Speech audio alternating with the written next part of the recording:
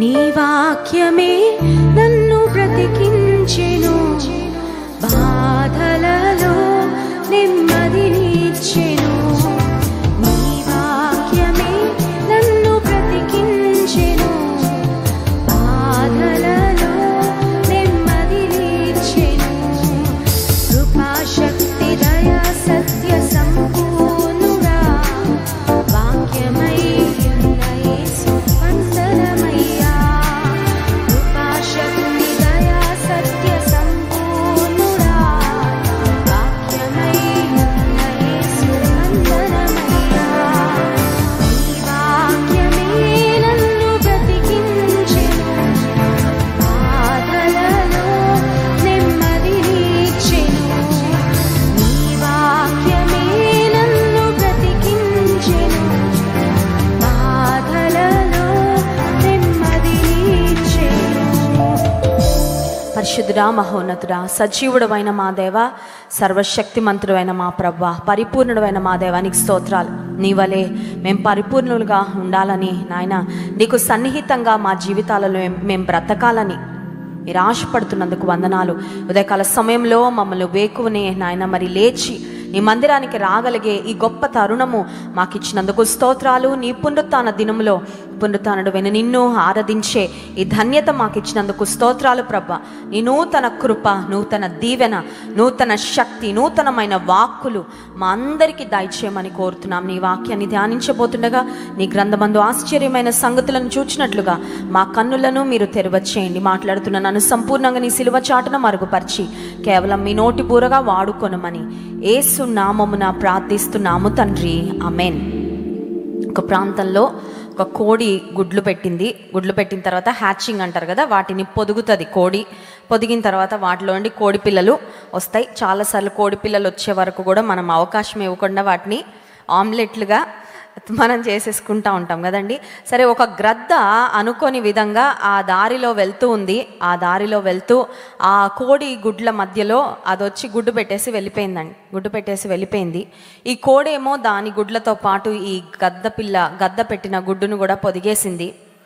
ఆ గుడ్లన్నీ హ్యాచ్ అయినాయి, పిల్లలు బయటకు వచ్చాయి. వచ్చిన తర్వాత కోడి పిల్లలతో పాటు గద్ద పిల్ల కూడా పెరుగుతూ ఉంది. కానీ ఈ గద్ద పిల్లను ఆ కోడి పిల్లలు పెడుతున్న చిత్రహింస మామూలుగా లేదు. ఎందుకంటే ఈ కోడి పిల్లలు వాటిని ఆ గద్దను కంపేర్ చేసుకొని చెప్తున్నాయి, నువ్వెట్లా ఉన్నావు చూడు, మేమెట్లా ఉన్నామో చూడు, మా ముక్కు ఎంత బాగుందో చూసావా, మా రెక్కల రంగు ఎంత బాగుందో చూసావా, నీ రెక్కలేంటి అలా ఉన్నాయి, బ్రౌన్గా ఉన్నాయేంటి, లేకపోతే ఆ రంగులో ఉన్నాయేంటి, మేము చూడు ఎంత చక్కగా ఉన్నామో, మేము చూడు ఎంత అందంగా ఉన్నామో అని సూటిపోటి మాటలతో ఈ గద్ద పిల్లను చాలా వేధిస్తూ ఉంటే ఈ గద్ద పిల్ల ఆకాశం వైపు చూసి, దేవుడా అసలు నన్ను ఎందుకు పుట్టించావు, అసలు నన్ను ఎందుకు సృష్టించావు, ఈ బ్రతికెందుకు నాకు. కొన్నిసార్లు చూడండి, మనకు కూడా శ్రమ వచ్చినప్పుడు కొంతమంది దేవుణ్ణి అడుగుతారు, తీసేసుకో అయ్యా ఈ జీవితము, వద్దయ్యా నా వల్ల కావట్లేదయ్యా అని దేవుని దగ్గర కొన్ని ఉచిత సలహాలు ఇస్తూ ఉంటారు. ఈ గద్ద పిల్ల కూడా అట్లాగే అడుగుతూ ఉంది, ఇలా బ్రతకడం కంటే చావడము నయము అని చాలా వేదన పొందుతున్న ఆ సమయంలో ఒకరోజు ఆకాశం నుండి ఒక పెద్ద గ్రద్ద ఈ దృశ్యాన్నంతా గమనించి ఈ గద్ద పిల్ల ఎక్కడైతే ఉందో దాని దగ్గరకు వచ్చి దాంతో మాట్లాడుతుంది. గద్ద పిల్ల అని పిలుస్తుంది. దీనికి ఆ పిలుపుకు కూడా స్పందించడం తెలియట్లేదు, ఎందుకంటే అది కోడి పిల్లే అనుకుంటుంది కదా. అందుకని నన్ను కాదులే ఎవరినో పిలుస్తుందిలే, ఈ గద్ద నన్ను తినడానికి వచ్చిందని పారిపోతా ఉంటే, పిచ్చిదాన్న నిన్నే పిలుస్తున్నాను అని మళ్ళీ పిలిచిన తర్వాత ఆ గ్రద్ద చెప్పింది, నువ్వు గద్ద పిల్లవి, నువ్వు కోడి పిల్లవి కాదు అనగా నమ్మలేకపోతుంది. నిజమా, నా బ్రతుకు చాలా నీచమైన బ్రతుకు అనుకున్నానే, కోడి పిల్లల కన్నా నీచమైన బ్రతుకు అనుకున్నానే, నేను ఒక గ్రద్దన నమ్మలేకపోతున్నానని చాలా సందేహంగా అనుమానంగా చూస్తూ ఉంటే ఆ పెద్ద గ్రద్ద చెప్తుంది, నీ రెక్కలలో దేవుడు చాలా కెపాసిటీ పెట్టాడు, ఆకాశంలో ఉవ్వెత్తున ఎగరగలిగే సామర్థ్యం నీ రెక్కల్లో ఉంది, ఒక్కసారి రెక్కలు విదిలించి ఒక్కసారి పైకి ఎగరడానికి ప్రయత్నం చేయి అనగానే ఈ చిన్న గద్ద పిల్ల 2 సార్లు అలా ఫ్లిప్ చేసిందో లేదో రెక్కలు ఆకాశంలోకి ఎగిరిపోగానే మిగతా కోడి పిల్లలన్నీ అప్పటి వరకు దాన్ని చాలా చిన్నగా చాలా తక్కువగా చూసిన కోడి పిల్లలు అప్పుడు అర్థం చేసుకున్న ఏమనంటే అది పక్షిరాజు. పక్షులన్నిటిలో చాలా మేటిగా చాలా మిన్నగా ఉన్న పక్షిరాజుగా అది ఉంది. అనుకోకుండా అది వాటి మధ్యలోకి వచ్చింది, కానీ it doesn't belong to them. ఈ లోకంలో కూడా మనం బ్రతుకుతున్నప్పుడు, ఈ లోకంలో జీవిస్తున్నప్పటికీ మనం ఈ లోకానికి చెందిన వారము కాదు. We do not belong to this world even though we live in this world. ఈ లోకంలో బ్రతికినప్పటికీ ఈ లోక సంబంధమైన వారము మనము కాము అని గుర్తుపెట్టుకోవాలి. ఎప్పటికైనా ఒకరోజు దేవునితో మనము యుగయుగాలు ఏలడానికి, ఆయన నిత్య రాజ్యంలో, ఆయన నిత్య జీవంలో మనము ఉండబోతున్నాము అని జ్ఞాపకం ఉంచుకొని ఈ లోకంలో జీవించినంత కాలము పైనున్న వాటి మీద దృష్టిని నిలిపి మనం బ్రతికినప్పుడు ఈ లోక సంబంధమైన ఏ శోధనలకు కానీ ఏ ఆశలకు కానీ మనం లొంగకుండా ప్రభు కొరకు బలంగా మనం జీవిస్తాం. యోహాను సువార్త 21వ అధ్యాయము 1 నుండి 7 వచనాలు చదువుకుందాం. 1 నుండి 7 వచనాలు. యోహాను సువార్త 21వ అధ్యాయము 1 నుండి 7 వచనాలు మార్చి చదువుకుందాం. అటు తరువాత యేసు తిబిరేయ సముద్ర తీరమున శిష్యులకు మరలా తన్ను ప్రత్యక్షపరచుకొనెను. ఆయన తన్ను ప్రత్యక్షపరచుకొనిన విధమేదనగా 3వ వచనం, సీమోను పేతురు, నేను చేపలు పట్టబోదునని వారితో అనగా, వారు మేమును నీతో కూడా వచ్చేదమనిరి. వారు వెళ్లి దోణి ఎక్కిరి, కాని ఆ రాత్రి ఏమీయూ పట్టలేదు. యేసు, పిల్లలారా, భోజనమునకు మీ యొద్ద ఏమైనా ఉన్నదా అని వారిని అడుగగా, 7వ వచనం, కాబట్టి యేసు ప్రేమించిన శిష్యుడు ఆయన ప్రభు సుమి అని పేతురుతో చెప్పెను. ఆయన ప్రభు అని సీమోను పేతురు విని వస్త్రహీనుడై ఉన్నందున పైబట్ట వేసి సముద్రములో దుమికెను. ఇది యేసుక్రీస్తు ప్రభు మరణించి మరణాన్ని జయించి తిరిగి లేచిన తరువాత జరిగిన ఒక సంఘటన. This is the post resurrection appearance of Jesus Christ. యేసయ్య చనిపోయిన తర్వాత ఆయన శిష్యులకు కనబడ్డారు.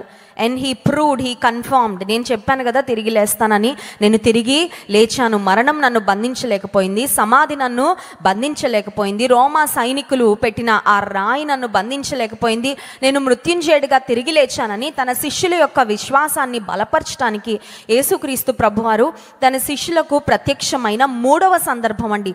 యేసు ప్రభు మరణాన్ని జయించి తిరిగి లేచిన తర్వాత అదే మాట 14వ వచనంలో చూస్తాం. యేసు మృతులలో నుండి లేచిన తరువాత శిష్యులకు ప్రత్యక్షమైనది ఇది 3వ సారంట.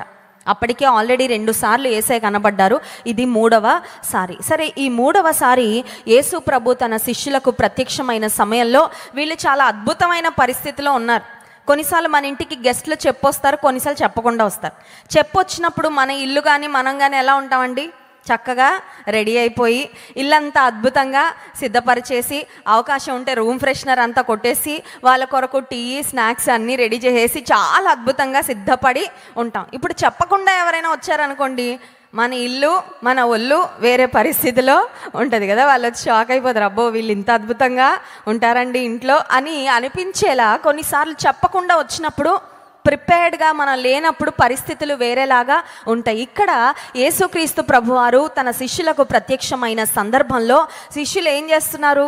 నా వెంబడి రండి, నేను మిమ్మల్ని మనుషులను పట్టు జాలర్లుగా చేస్తాను అని యేసయ్య యొక్క మాటకు స్పందించి చేపలు పట్టుకోవడం మానేసి మనుషులను పట్టే జాలర్లుగా తయారైన శిష్యులు మళ్ళీ ఇప్పుడు చేపలు పట్టే జాలర్లుగా సముద్రంలోకి, తిబిరేయ సముద్రంలోకి వెళ్ళిపోయిన సందర్భం. ఇప్పుడు వీరందరికీ నాయకుడు ఎవరంటే పేతురు.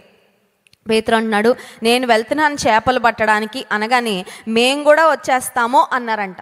వెళ్ళేవాడు ఒక్కడే వెళ్ళుంటే బాగుండేది కదండి. కొంతమంది కొన్ని కార్యాలు చేసేటప్పుడు బహిరంగంగా అనౌన్స్ చేస్తూ ఉంటారు, ఎందుకంటే వారితో పాటు కొంతమంది గుంపు వారికి టీ తాగడానికి వెళ్తున్నాను అనగానే నేను కూడా వస్తాను, కాసేపు బ్రేక్కి వెళ్తున్నాను వెళ్తారు ఉద్యోగం చేసేవాళ్ళు. తెలుసా అండి మీకు? ఉద్యోగం చేస్తూ ఉన్నప్పుడు ఉదయం ఒక బ్రేకు, మధ్యాహ్నం ఒక బ్రేక్. ఆ బ్రేక్ ఎంతసేపు ఉంటుందంటే 2 గంటలు ఉంటుంది. ఎంతసేపు?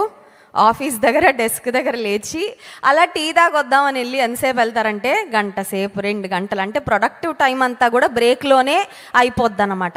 కానీ కొన్నిసార్లు కొంతమంది వెళ్ళేటప్పుడు ఒంటరిగా వెళ్ళడానికి ఇష్టపడరు, వారితో పాటు కొంతమందిని వారికి ఇష్టం అనమాట. They want people around them. ఇప్పుడు పేతురు అంటున్నాడు, నేను చేపలు పట్టబోదును అంటే ఇక్కడ 6 ఉన్నారండి. మీరు గమనించినట్లయితే పేతురుతో పాటు ఇంకా 5 వ్యక్తులు కనబడుతున్నారు. 2వ వచనంలో సీమోను పేతురు, రెండవది దిదుమ అనబడిన తోమా, మూడవది గలిలయలోని కానాను ఊరివాడగు నతనియేలు, జెబెదయి కుమారులు అంటే యాకోబు, యోహానులు, అక్కడికి 5 అయ్యారు. ఇంకా ఆయన శిష్యులలో మరి 2 అంటే ఇంకొక 2, టోటల్ 7 పీపుల్. పేతురు కాకుండా 6 ఉన్నారు. పేతురుతో కలిపి 7 వ్యక్తులు. ఇప్పుడు ఏం పని చేయడానికి వెళ్ళారు అని ఆలోచన చేస్తే చేపలు పట్టడానికి. అంటే యేసయ్య వారికి ఇచ్చిన పిలుపు, యేసయ్య వారికి ఇచ్చిన దర్శనాన్ని మర్చిపోయారండి. They forgot their calling.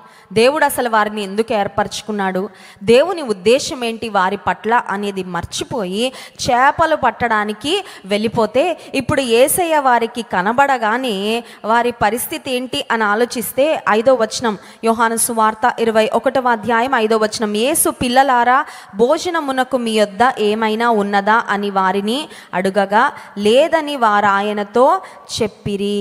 ఇక్కడ మనం గమనించినట్లయితే వారు యేసయ్యను గుర్తుపట్టలేదనే మాట కూడా మనం చూస్తామండి. They did not recognise Jesus. యేసు ప్రభు ప్రత్యక్షమయ్యారు, కానీ యేసు ప్రభును గుర్తుపట్టలేని స్థితిలో వారు ఉన్నారు. యేసు ప్రభు కనబడినప్పటికీ యేసు ప్రభు అని తెలుసుకోలేకపోతున్నారు. ఎవరో వచ్చారు, ఎవరో మాట్లాడుతూ ఉన్నారు. ఇప్పుడు వీరు యేసు ప్రభుతో ఎంతకాలం తిరిగారు? దాదాపు 3.5 సంవత్సరాలు యేసు ప్రభుతో తిరిగారు. యేసయ్య యొక్క స్వరమైన గుర్తుపట్టలేదా? యేసయ్య యొక్క రూపము సరే గుర్తుపట్టలేకపోయారు, ఆయన స్వరాన్ని అయినా గుర్తుపట్టలేకపోయారా? యేసు ప్రభు ఇలా మాట్లాడతారు కదా. చూడండి, కొన్నిసార్లు మనం నిద్రలో ఉన్నప్పటికీ మన బిడ్డలు పిలిచినప్పుడు ఏ బిడ్డ పిలుస్తుందో మనకు అర్థమవుతుంది. కళ్ళు తెరిచి చూడకపోయినా, మన తల్లో మన తండ్రో మనకి ఫోన్ చేస్తే వారు మనకి కనబడకపోయినా వారి స్వరాన్ని బట్టి వెంటనే మనం గుర్తుపడతాం. వేరే కొత్త నంబర్ నుండి ఫోన్ చేసినప్పటికీ ఆ పిలుపుని బట్టి. కానీ శిష్యులు ఇప్పుడు ఏ స్థితిలోకి వెళ్ళిపోయారంటే they were not able to recognise, యేసయ్యను గుర్తుపట్టలేని స్థితిలోకి వెళ్ళిపోయారు. ఇంకొక మాటలో చెప్పాలంటే దేవర్ ఇన్ అ కన్ఫ్యూజన్, ఒక రకమైన కన్ఫ్యూజన్లోకి వారు వెళ్ళిపోయారు. ఆత్మీయంగా దేవునికి దూరం అయిపోయినప్పుడు దేవుని గుర్తుపట్టలేని స్థితిలోకి మనము వెళ్ళిపోతాం. దేవుని స్వరానికి దయ్యం స్వరానికి మధ్యలో తేడా కూడా మనకు అర్థం కాదండి. కొంతమంది కన్ఫ్యూజ్ అయిపోతూ ఉంటారు. అపవాది ఇస్తున్న ప్రేరేపణ అది దేవుని ప్రేరేపణ అనుకుంటారు, దేవుడు ఇస్తున్న ప్రేరేపణ ఏమో ఇదేంటో శోధనలా అనిపిస్తుందండి అంటారు. కన్ఫ్యూజన్ ఎందుకు వస్తుంది? కన్ఫ్యూజన్ అని ఆలోచన చేస్తే దేవునికి దూరమైనప్పుడు, ఆత్మీయంగా వెనకబడిపోయినప్పుడు we will not be able to recognize God's voice. దేవుని స్వరాన్ని గుర్తుపట్టలేని స్థితిలోకి మనం వెళ్ళిపోతాం. శిష్యులు యేసయ్య జీవించిన కాలంలో కూడా ఆయనను గుర్తుపట్టలేకపోయారు. ఒక సందర్భంలో చూడండి, మార్కు సువార్త 6వ అధ్యాయము 48-49 వచనాలు. మార్కు సువార్త 6వ అధ్యాయము 48-49 వచనాలు. అప్పుడు వారికి గాలి ఎదురైనందున దోణి నడిపించుటలో వారు మిక్కిలి కష్టపడుచుండగా ఆయన చూచి రాత్రి ఇంచుమించు 4వ జామున సముద్రము మీద నడుచుచు వారి యొద్దకు వచ్చి వారిని దాటిపోవలెనని ఉండెను. ఆయన సముద్రము మీద నడుచుట వారు చూచి భూతమని తలంచి కేకలు వేసిరి. సముద్రం మీద నడుస్తున్న యేసయ్యను చూసి శిష్యులు ఏమని కేకలు వేశారు? అప్పుడు వచ్చింది కన్ఫ్యూజన్, మళ్ళీ ఇప్పుడు వచ్చిందండి. యేసయ్యను గుర్తుపట్టలేని స్థితి. మన జీవితంలో దేవునికి దగ్గరగా ఉన్నప్పుడు, ఆయనకు సన్నిహితంగా బ్రతుకుతున్నప్పుడు ఆయనను గుర్తుపట్టగలము, ఆయన స్వరాన్ని గుర్తుపట్టగలం, ఆయన నడిపింపును ఖచ్చితంగా మనం గుర్తుపట్టగలం. దేవుడు మాట్లాడితే ఆయన మెల్లని స్వరంతో మాట్లాడినా, ఆయన కొన్నిసార్లు బిగ్గరగా మాట్లాడినా చాలా స్పష్టంగా అది దేవుని స్వరం అని, అది దేవుని నడిపింపని మనం గుర్తుపట్టగలం. When we stay connected to God, దేవునికి సన్నిహితంగా మనం జీవించినప్పుడు. ఇక్కడ శిష్యులు యేసయ్యను గుర్తుపట్టలేని స్థితిలో ఉండగా, అదే మాట చూడండి 4వ వచనం ఆఖరు భాగంలో, ఆయన యేసు అని శిష్యులు గుర్తుపట్టలేదు. They did not recognise Jesus. What a sad thing. ఎంత పిటి అండి. యేసు ప్రభుని గుర్తు పట్టలేని స్థితిలోకి శిష్యులు వెళ్ళిపోతే ఇప్పుడు యేసయ్య వారితో ఒక సంభాషణ ప్రారంభించారు. Jesus opened a conversation with his disciples. యేసు ప్రభు యొక్క సంభాషణలో మొట్టమొదటి మాట 5వ వచనం, యేసు పిల్లలారా భోజనమునకు ఉన్నదా. ఎంత ప్రేమ కలిగిన పిలుపండి. పిల్లలారా, చిల్డ్రన్, పిల్లలారా. వాళ్ళు నన్ను గుర్తుపట్టలేదు కదా, నా శిష్యులు నన్ను గుర్తుపట్టలేని స్థితిలోకి వెళ్ళిపోయారు కదా, తిరిగి చేపలు పట్టడానికి వెళ్ళిపోయారు కదా, అవిధేయులారా అని పిలవచ్చు కదా. లేదంటే తిరుగుబాటు చేసే వారలారా అని పిలవచ్చు, మీ దర్శనాన్ని మరచిపోయిన వారలారా అని పిలవచ్చు, అపనమ్మకస్తులారా అని పిలవచ్చు, ఎన్నో పేర్లతో ఎన్నో బిరుదులతో వారిని పిలవచ్చు. కానీ but God chose to call them as children. దేవుడు పిల్లలారా అని పిలవడానికి ఇష్టపడ్డాడు. దేవుని పిల్లలుగా మనం చేయబడిన తరువాత ఆయన చేతుల నుండి మనలను ఎవ్వరు కూడా అపహరించనేరరు. నీవు దేవుని రక్తం చేత కడుగబడిన తరువాత, దేవుని రక్తం చేత కొనబడిన తర్వాత, remember that you are a child of god. నువ్వు దేవుని బిడ్డవు అంతే. కొన్నిసార్లు అపవాది అంటాడు, నువ్వు దేవుని బిడ్డవు అనుకుంటున్నావు కానీ నువ్వు దేవుని బిడ్డవేమి కాదు. దేవుని పిల్లలు అనుకుంటున్నావా? నువ్వు దేవుని పిల్లవి ఏమి కాదులే. దేవుని కుటుంబానికి నువ్వు చెందిన వ్యక్తివి కాదులే. You have lost your identity. నీ యొక్క గుర్తింపును నువ్వు కోల్పోయావు, నీ యొక్క స్థానాన్ని నువ్వు కోల్పోయావు. కొద్ది రోజులు నువ్వు దేవునికి దగ్గరగా లేవుగా, కొద్ది రోజులు దేవునికి దూరంగా వెళ్ళావు కాబట్టి దేవుడు నిన్ను ఇంకా ఆయన కుటుంబంలో యాక్సెప్ట్ చెయ్యడు అని అపవాది వెనకకు జారిపోయిన వారిని ఇంకా అలాగే లోకంలో కలిపేయాలని వాడు ఉద్దేశించి చాలామందిని బలహీనపరిచే ఆలోచనలు ఇస్తూ ఉంటాడు. ఏమనంటే, నువ్వు ఇంకెప్పటికీ దేవుని చేత అంగీకరించబడవు, ఇంకెప్పటికీ నువ్వు నిలబడలేవు, ఇంకెప్పటికీ దేవుని ప్రేమను నువ్వు పొందలేవు, దేవుని ప్రేమకు నువ్వు నోచుకోవు అనే ఒక తలంపు అపవాది కలుగజేస్తూ ఉంటాడు. అది అపవాది యొక్క శోధన, అది అపవాది యొక్క కుట్ర ఖచ్చితంగా. ఇక్కడ యేసుక్రీస్తు ప్రభు తన శిష్యులను పిలుస్తున్నాడు, పిల్లలారా, this is a loving call. ప్రేమతో కూడిన పిలుపండి. వారి ప్రవర్తనను బట్టి దేవుని యొక్క మనసు కానీ దేవుని యొక్క ప్రేమలో కానీ ఏమాత్రము మార్పు రాలేదు. అదే మన దేవునిలో ఉన్న గొప్పతనం. హల్లెలూయా. యెహోవానైన నేను మార్పు లేని వాడను గనుక యాకోబు సంతతి వారైన మీరు లయము కాలేదు. యేసు నిన్న నేడు నిరంతరము ఏకరీతిగా ఒకే రీతిగా ఉండే దేవుడు మన పక్షముగా ఉన్నాడు. ఒక్కసారి స్తోత్రం చెప్దామండి. హల్లెలూయా. He is the same yesterday, today and forever. ఇప్పుడు పిల్లలారా అని పిలిచిన యేసయ్య భోజనానికి ఏమైనా ఉందా అని అడిగినప్పుడు వారు లేదు అని చెప్పగానే 6వ వచనం చూడండి. లేదని వారు ఆయనతో చెప్పిరి. అప్పుడు ఆయన, దోణి కుడి ప్రక్కను వలవేయుడి, దోణి కుడి ప్రక్కను వలవేయుడి, మీకు దొరుకునని చెప్పాను, మీకు దొరుకునని చెప్పాను గనుక వారు అలాగు వేయగా చేపలు విస్తారముగా పడినందున వల లాగలేకపోయిరి. చాలండి. నా చిత్తానికి వ్యతిరేకంగా మీరు చేపలు పట్టడానికి వెళ్తున్నారు కాబట్టి మీకు ఆహారము ఉండకూడదు, మీరు ఉపవాసమే ఉండాలి అన్నాడండి యేసయ్య. కొన్నిసార్లు తల్లిదండ్రులకు పిల్లల మీద కోపం వచ్చినప్పుడు తల్లిదండ్రుల మాట వినకుండా ఏదైనా పని చేస్తే అమ్మ అంటది, నీకు ఇవాళ భోజనం పెట్టను, నీకు కడుపు కాలాల, అప్పుడు కానీ నీకు తెలిసి వస్తుంది కదండి. కొన్నిసార్లు we have our own way to teach lessons. మన పిల్లలకు మనం పాఠాలు నేర్పించడానికి మన సొంత పద్ధతులు మనం కొన్ని కలిగి ఉంటాం. ఇప్పుడు యేసయ్య తన శిష్యులతో భోజనానికి ఏమైనా ఉందా అని అడగగానే ఏమీ లేదయ్యా, ఈ చేపలు పడుతూనే ఉన్నాం, ప్రయత్నాలు చేస్తూనే ఉన్నాం కానీ ఒక్క చేప కూడా పడలేదు, వీఆర్ ఎంటీ, ఖాళీగా ఉన్నాం అని శిష్యులు చెప్పగానే యేసయ్య శిష్యులతో చెప్తున్న మాట ఏంటంటే, మీరు దోణి కుడి ప్రక్కన వాళ్ళ గాడ్స్ డైరెక్షన్. ఇందాక మనం చూసాము యేసయ్య యొక్క పిలుపులో ఆయన ప్రేమ కనబడతా ఉంది. God's love is unchanging. దేవుని యొక్క ప్రేమ మార్పు లేని ప్రేమ. రెండవదిగా దేవుని దగ్గరకు లేదంటే యేసయ్య వారి దగ్గరకు వచ్చినప్పుడు ఆయన వారిని నడిపించడం ప్రారంభించారు. వారికి సరైన ఆలోచన చెప్పడము తప్పుడు ఆలోచన ఇవ్వలేదండి. మీరు ఇంతవరకు చేపలు పట్టడానికి ప్రయత్నం చేసి ఎలాంటి చేపలు రాలేదా? మీరు ఇంకాసేపు ప్రయాసపడి ఇంకా కొంత నిరాశ చెందాలే, ఎందుకంటే మీకు అది తగిందే. మనుషులను పట్టు జాలర్లుగా ఉండమంటే చేపలు పట్టడానికి సముద్రంలోకి వెళ్తారా అని యేసుక్రీస్తు ప్రభు వారిని పనిష్ చేసే విధానంలో అక్కడ ఎటువంటి కార్యం చేయలేదు. కానీ యేసయ్య వారితో చెప్తున్న మాట, దోణి కుడి ప్రక్కన వల వేయుడి మీకు దొరుకును అనగానే వల వేయగానే విస్తారమైన చేపలు పడగానే వారు చేపలు వల లాగలేనంతగా విస్తారమైన చేపలు, god's guidance and god's direction. ఇదే సంఘటన యేసయ్య చనిపోకముందు, యేసయ్య లోకంలో జీవించిన కాలంలో లూకాసు వార్త 5వ అధ్యాయంలో కూడా మనం చూస్తాం. అక్కడ పేతురు దోణిలో యేసయ్య ఉన్నారు. పేతురు అన్నాడు, రాత్రంతా మేము వల వేసామయ్యా కానీ మాకు ఒక్క చేప కూడా పడలేదు అనగానే లూకాసు వార్త 5వ అధ్యాయము 4-5 వచనాలు చూడండి.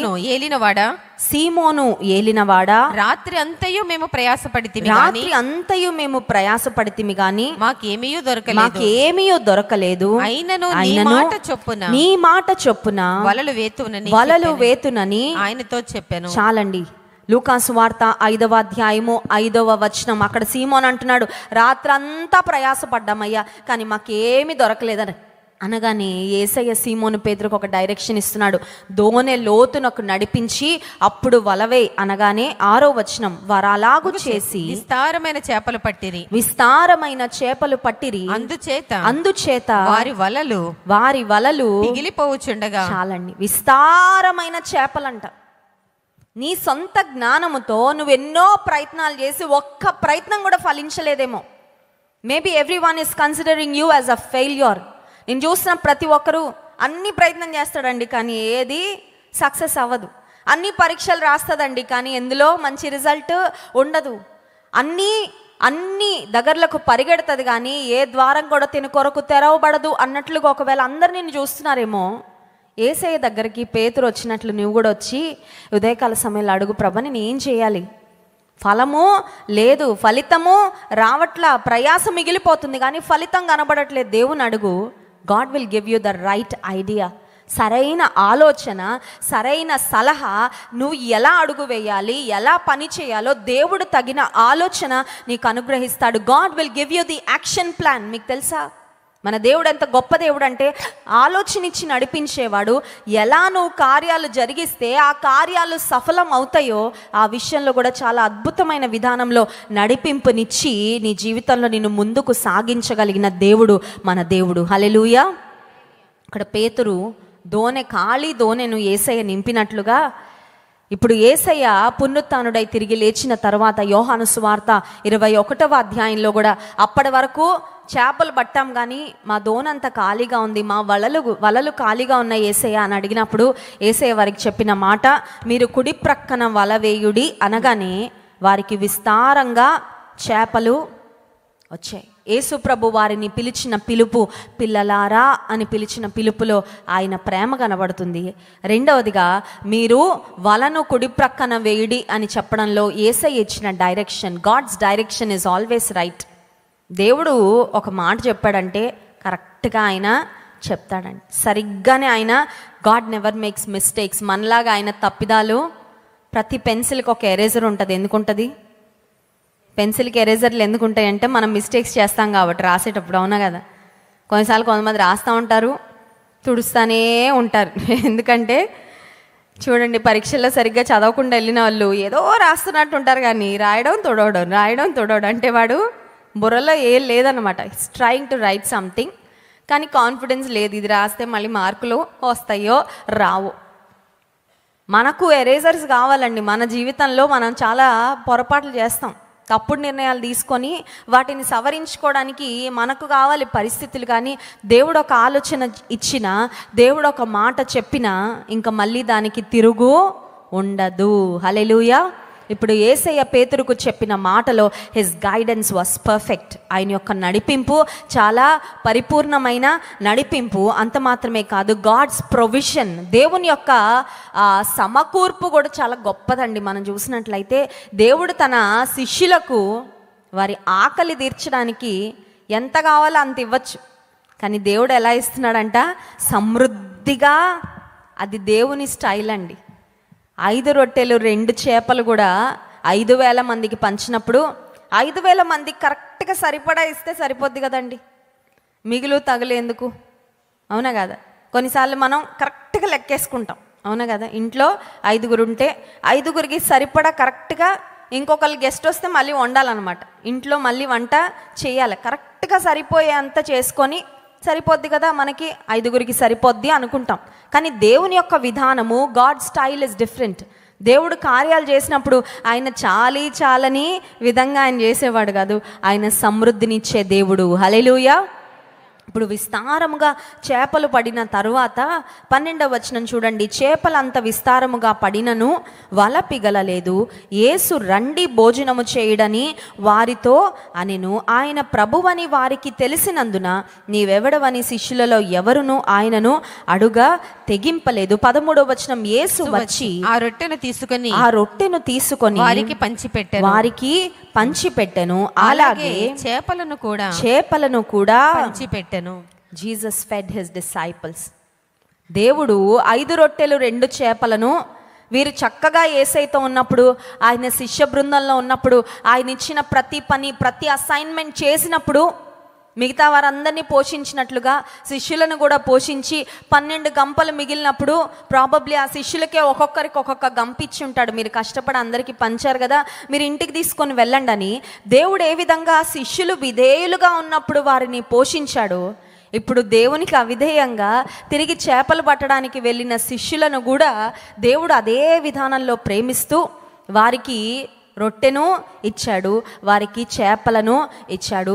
దేవుడు వారిని పస్తులు ఉంచలేదు. ఉదయకాల సమయంలో ఒకవేళ నీకు ఒక అనుమానం, సందేహం వస్తుందేమో, యేసయ్యని నమ్ముకుంటే, దేవుని మీద నేను ఆధారపడితే నేను పస్తులు ఉంటానేమో, ఒకవేళ నాకు ఎవరు భోజనము పెట్టరేమో, ఒకవేళ నేను లేమిలోకి వెళ్ళిపోతానేమో, లోటులోకి వెళ్ళిపోతానేమో, నా బ్రతుకు ఒకవేళ అడుగండిపోతుందేమో, ఆశీర్వాదాలు ఉండవేమో అని నువ్వు అనుకుంటున్నావేమో. లెట్ మీ టెల్ యూ, నీ యొక్క ఎండిపోయిన జీవితాన్ని దేవుడు ఫలభరితంగా చేస్తాడు ఆయనకు అప్పగించుకుంటే. ఆమెన్. He will flourish you. ఆయన నిన్ను సమృద్ధితో నింపే దేవుడు. నీ జీవితాన్ని, ఎండిపోయిన జీవితాన్ని సమృద్ధితో నింపే గొప్ప దేవుడు ఆయన. ఇప్పుడు శిష్యులకు యేసయ్య అద్భుతంగా వారి ఫిజికల్ హంగర్ తీర్చాడండి. వారి యొక్క భౌతిక పరమైన ఆకలిని దేవుడు తీర్చి, సరే శిష్యులారా ఇప్పుడు మీరు సంతోషంగా ఉన్నారు, నేను సంతోషంగా ఉన్నానని ఇంకా ఆయన డిసపియర్ అయిపోలా, అదృశ్యం అయిపోలా. God wanted to have a deeper conversation with his children. ఆయన పిల్లలుగా వారిని అంగీకరించాడు కదా, వారి భౌతిక పరమైన అవసరత దేవుడు తీర్చాడు, కడుపు నిండా భోజనం పెట్టాడు, వారి భౌతిక పరమైన ఆకలిని దేవుడు తీర్చి ఇప్పుడు ఒక అంతరంగిక విషయాన్ని గూర్చిన సంభాషణ యేసయ్య ఇక్కడ ఓపెన్ చేస్తూ ఉన్నాడు. ఒక విషయం గుర్తుపెట్టుకోండి, మన పై విషయాల గురించి దేవునికి శ్రద్ధ ఉంది. అంటే మన శరీరము, మన దేహము, మన ఆరోగ్యము, మన ఆకలి, మన ఉద్యోగము, మన ఆర్థిక స్థితి, వీటన్నిటిని గురించి దేవునికి శ్రద్ధ ఉంది. అయితే ఆయన శ్రద్ధ అంతటికీ పరిమితం కాదు. God has a deeper concern for each of us. మన గుర్చిన లోతైన శ్రద్ధ దేవునికి ఉంది. లోతైన శ్రద్ధ అంటే ఏంటంటే మన లోపల ఉన్న ఆత్మను గుర్చిన శ్రద్ధ దేవునికి. చాలాసార్లు శరీరాన్ని గురించి మనం శ్రద్ధ పెట్టుకుంటాం, కానీ ఆత్మను గురించి శ్రద్ధ పెట్టుకోం. శరీరానికి రోజుకు 3 పూట్ల భోజనం పడుతుందా లేదా, శరీరానికి వేసుకోవాల్సిన మందులన్నీ వేసుకుంటున్నామా లేదా, లేదంటే ఆరోగ్యంగా ఉండడానికి ఎక్సర్సైజ్, వ్యాయామం చేస్తున్నామా లేదా, అంతవరకు చూసుకుంటాం. కానీ లోపల ఉన్న ఆత్మ గురించి, ప్రతిరోజు నా ఆత్మకు ఆహారం అందుతుందా లేదా, ఈరోజు అనుదిన ఆహారంగా దేవుని వాక్యం నా లోపలికి వెళ్ళిందా లేదా, ఈరోజు నేను దేవునిలో బలంగా ఉండాలంటే దేవునితో సమయం గడిపానా లేదా, దేవునితో సహవాసం చేస్తున్నానా లేదా అనే అంతరంగిక విషయాలను గురించి చాలాసార్లు బాహ్యపరమైన విషయాల పట్ల చూపిన శ్రద్ధ వలె మనం శ్రద్ధ చూపించాం. But Jesus had a concern about his disciples' spiritual well-being. ఆయన శిష్యుల యొక్క ఆత్మీయ స్థితిని గూర్చి కూడా యేసయ్య ఒక కన్సర్న్ కలిగి ఉండి వారి ఆకలి తీర్చేసిన తర్వాత ఇప్పుడు ఒక సంభాషణ యేసయ్య ఓపెన్ చేసి వారితో ఒక మాట అడుగుతున్నారు. చూడండి 15వ వచనం, యోహాను సువార్త 21వ అధ్యాయము 15వ వచనం. వారు భోజనము చేసిన తరువాత యేసు సీమోను పేతురును చూచి, యోహాను కుమారుడైన సీమోను, వీరికంటే నీవు నన్ను ఎక్కువగా ప్రేమించుచున్నావా అని అడుగగా అతడు అవును ప్రభువా, నేను నిన్ను ప్రేమించుచున్నానని నీవే ఎరుగుదువని ఆయనతో చెప్పాను. చాలండి. లోతైన సంభాషణ. నువ్వు నిజంగా నన్ను ప్రేమిస్తున్నావా వీరికంటే? ఎందుకంటే సీమోను పేతురు probably he was hanging out with those friends all the time. అన్ని సమయాలలో, అన్ని సందర్భాల్లో ఎక్కువగా సీమోను పేతురు ఆ 6 స్నేహితులతో సమయం గడుపుతున్నాడేమో. ఇప్పుడు యేసయ్య అడుగుతున్నారు, నువ్వు నన్ను వీరందరికంటే ఎక్కువగా ప్రేమిస్తున్నావా? కొన్నిసార్లు పిల్లలు తల్లిదండ్రుల దగ్గరకు వచ్చి ఇదే అడుగుతారు, మమ్మీ నీకు నేనంటే ఇష్టమా, అక్క కంటే ఇష్టమా, తమ్ముడు కంటే ఇష్టమా, అవకాశం ఉంటే నాన్నకంటే ఇష్టమా, నిజంగా ఇష్టమా, ఎంత ఇష్టమో చెప్పు, నిజంగా ఇష్టమైతే నువ్వు అది చేస్తావా ఇది చేస్తావా అని ప్రశ్నలు వేస్తూ ఉంటారు కదా. యేసుక్రీస్తు ప్రభు కూడా సీమోను పేతురును ఈ సంభాషణ చేస్తున్నప్పుడు it was a deep conversation, ఒక లోతైన సంభాషణ. దేవునితో సీమోను పేతురుకు ఉన్న సంబంధం ఎంత లోతుగా ఉందో దాన్ని పరీక్షిస్తున్న సంభాషణ అండి. God wants us to have a deeper relationship with him. దేవునితో మనము ఒక లోతైన ఆత్మీయమైన అనుబంధాన్ని కలిగి ఉండాలి అని దేవుడు కోరుకుంటున్నాడు. పైన పరిచయం అండి. యేసుప్రభు అంటే తెలుసండి, కాదండి. యేసుప్రభుతో అప్పుడప్పుడు మాట్లాడతానండి నేను, అది కాదండి దేవుడు కోరుకుంటుంది, అది కాదు. యేసుప్రభు దగ్గరికి ఆదివారం వెళ్ళి ఆయనకి నా ఫేస్ చూపించి మందిరంలో అటెండెన్స్ వేయించుకొని వచ్చేస్తానండి, పక్క వారికి ప్రైజ్ లార్డ్ చెప్పి వచ్చేస్తాను, అది కాదండి దేవుడు కోరుకుంటుంది. అనుదినము లోతైన ఆత్మీయ సంబంధాన్ని, ఆయనతో అంటుకట్టబడిన జీవితాన్ని నీవు నేను కలిగి ఉండాలి అని దేవుడు కోరుకుంటున్నాడు. అందుకే పేతురును ప్రశ్నిస్తూ ఉన్నాడండి. This was an intentional and intense conversation. ఒక లోతైన ఆలోచన సీమోను పేతురును ఆలోచింపజేసే సంభాషణ. బాగున్నారా? ఊరికే మాట్లాడతాం కదా కొన్నిసార్లు, వీ డోంట్ ఈవెన్ మీన్. కలిసాం కాబట్టి బాగున్నారండి, బాగున్నామండి, అంతే. వాళ్ళు బాగారు, మనము బాగున్నాం అని చెప్పుకొని వెళ్ళిపోతాం. కానీ మనకి ఏంటంటే అంతవరకే, ఒక ర్యాపో, జస్ట్ ఒక పరిచయం, ఒక్క సంభాషణ, ఒక్క స్మైల్ ఇచ్చుకొని వెళ్ళిపోయి ఒక మాట ఏదో బాగున్నారా అనుకుంటే చాలు. ఇక్కడ యేసయ్య సీమోను పేతురుతో అలా ఒక పైన సంభాషణ చేయట్లేదు, ఒక లోతైన సంభాషణ, ఒక లోతైన విషయాన్ని యేసయ్య అడుగుతున్నారు. ఏంటా లోతైన విషయం అంటే, సీమోను పేతురుకు యేసయ్య మీద లోతైన ప్రేమ ఉందా లేదా అని అడుగుతున్నాడు. ప్రేమ ఉంటుంది కదండి, ప్రేమ ఉంటుంది. ఎవరి మీద ఉండే ప్రేమ వారి మీద ఉంటుంది, అవునా కదా? ఇంట్లో తల్లి మీద ఉండే ప్రేమ తల్లి మీద, తండ్రి మీద ఉండే ప్రేమ తండ్రి మీద, తోబుట్టువుల మీద ఉండే ప్రేమ తోబుట్టువుల మీద, ఆ తర్వాత భర్త మీద భార్య మీద ఉండే ప్రేమ, బిడ్డల మీద ఉండే ప్రేమ, స్నేహితుల మీద ఉండే ప్రేమ. There are different levels. మనకు ఒక్కొక్కరి మీద ఉండే ప్రేమలో ప్రేమ ఉంటుంది ఇన్ జనరల్, కానీ ఆ ప్రేమలో హెచ్చుతగ్గులు తారతమ్యాలు ఉంటాయి. కొన్నిసార్లు అవసరానికి ప్రేమ వస్తుంది, అవసరం తీరగానే ప్రేమ పోతుంది. అది ఒరిజినల్ కాదు, డూప్లికేట్ కదా. ఇప్పుడు యేసయ్య పేతురును అడుగుతున్న ఆ కాన్వర్జేషన్లో, ఆ సంభాషణలో ఒక లోతైన ప్రశ్న, ఒక లోతైన సంభాషణ. యేసయ్యతో పేతురుకున్న సంబంధము లోతైనదా కాదా అని దేవుడు పరీక్షిస్తూ, ఆయనకున్న ప్రేమ ఎంత లోతైనదో దేవుడు అడుగుతా ఉన్నాడు. ఏమని అడుగుతున్నాడంటే, యోహాను కుమారుడవైన సీమోను, వీరి కంటే నీవు నన్ను ఎక్కువగా ప్రేమించుచున్నావు. అసలు దేవుడు మనలో దేని గురించి పట్టింపు కలిగి ఉన్నాడు చెప్పండి? దేవుడు మనలో దేని గురించి పట్టింపు కలిగి ఉన్నాడు? కొన్నిసార్లు తల్లిదండ్రులు పిల్లలు సరిగ్గా డ్రెస్అప్ అయ్యి బయటకు వెళ్ళకపోతే, ఇంట్లో చాలా మంచి బట్టలు ఉంటాయి కానీ ఇంట్లో మీ అబ్బాయి ఎప్పుడు పిచ్చి బట్టలు వేసుకొని బయటకు వెళ్తున్నాడు, ఏమంటారు?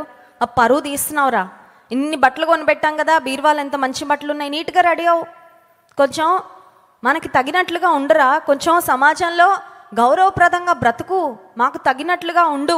This is what we are expecting from you. ఒక మంచి ప్రెజెంట్ చేసుకో, నిన్ను నువ్వు సరిగ్గా ఉండు, సరిగ్గా తలదూక్కో, సరిగ్గా నడు, మంచి షూస్ వేసుకో, షూస్కి పాలిష్ కొట్టుకో. ఎక్స్పెక్టేషన్స్.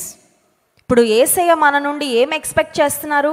మంచి బట్టలు వేసుకోవాలనా, లేదంటే యేసయ్య మన గురించి మంచి ఇల్లు కట్టుకోవాలనా? What is his expectation for his people? దేవుడు తన ప్రజల పట్ల కలిగి ఉన్న ఆ ఎక్స్పెక్టేషన్, గ్రేటెస్ట్ ఎక్స్పెక్టేషన్ ఏంటి? మనం ఆయనకి ఏదో ఇచ్చేసి ఆయనను సంతోషపరచాలనా? అన్నిటికన్నా ముఖ్యంగా దేవుడు దేని గురించి పట్టింపు కలిగి ఉన్నాడంటే, మన హృదయంలో మన ప్రేమ ఆయన మీద ఎలా ఉంది అని, అదొక్కటే పట్టింపు దేవునికి. అది మనం తెలుసుకున్న రోజు నిజంగా దేవుడు ఏది పట్టించుకుంటున్నారో ఆ విషయంలో ఆయనను మనం గనపరచగలిగితే ఆ జీవితము చాలా ధన్యమైన జీవితం అండి. హల్లెలూయా. నేను ఇందాక ఒక మాట చెప్పాను కదా, లోతైన సంభాషణ, లోతైన సంబంధము, లోతైన ప్రేమ. ఇప్పుడు దేవుడు మనల్ని ఎలా ప్రేమిస్తున్నారంటే, ఎఫెసీ పత్రిక 3వ అధ్యాయము 18వ వచనం చూడండి. ఎఫెసీ పత్రిక 3వ అధ్యాయము 18వ వచనం. వారైతే ఎఫెసీ పత్రిక 3వ అధ్యాయము 15వ క్రీస్తు మీ వచనం హృదయములలో చదువుతాను. విశ్వాసము ద్వారా క్రీస్తు మీ హృదయములలో విశ్వాసము ద్వారా నివసించినట్లుగా నివసించినట్లుగా తన మహిమైశ్వర్యము తన చొప్పున మహిమైశ్వర్యము చొప్పున మీకు మీకు దయచేయవలెనని దయచేయవలనని మీరు దేవుని సంపూర్ణ మీరు దేవుని సంపూర్ణత యందు పూర్ణులగునట్లుగా పూర్ణులగునట్లుగా ప్రేమయందు వేరు ప్రేమయందు వేరుపారి స్థిరపడి సమస్త సమస్త పరిశుద్ధులతో కూడా దాని వెడల్పు పొడుగు లోతు ఎత్తు ఎంతో గ్రహించుకొనుటకును జ్ఞానమునకు మించిన క్రీస్తు ప్రేమను తెలుసుకొనుటకు తగిన శక్తి గలవారు కావాలనని ప్రార్థించుచున్నాను. చాలండి. జ్ఞానమునకు మించిన దేవుని ప్రేమ అంట. ఈ ప్రేమను తెలుసుకోవడానికి శక్తి కావాలంట. అంటే దేవుని ప్రేమ సామాన్యంగా అర్థమైపోయే ప్రేమ కాదు, సామాన్యమైన ప్రేమ కాదండి, ఈ లోక ప్రేమలతో పోల్చదగిన ప్రేమ కానే కాదు.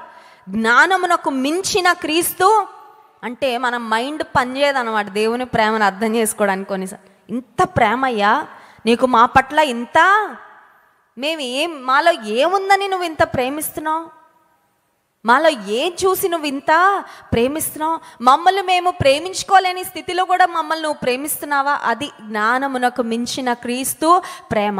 ఈ ప్రేమను అర్థం చేసుకోవడానికి శక్తి గలవారు మీరు అవ్వాలని నేను మీ కొరకు ప్రార్థిస్తున్నానని ఎఫెస్సీలో ఉన్న సంఘంతో పౌలు భక్తుడి ఉత్తరాన్ని రాస్తూ ఉన్నాడు. దేవుని ప్రేమ అంట ఎత్తైనది, పొడవైనది, వెడల్పైనది, లోతైన ప్రేమ దేవుని ప్రేమ. ఇప్పుడు లోతైన ప్రేమను చూపిస్తున్న దేవుడు పేతురును కూడా అదే ప్రశ్న అడుగుతున్నాడు. ఏమనంటే 3 సార్లు అడిగాడండి అదే ప్రశ్న.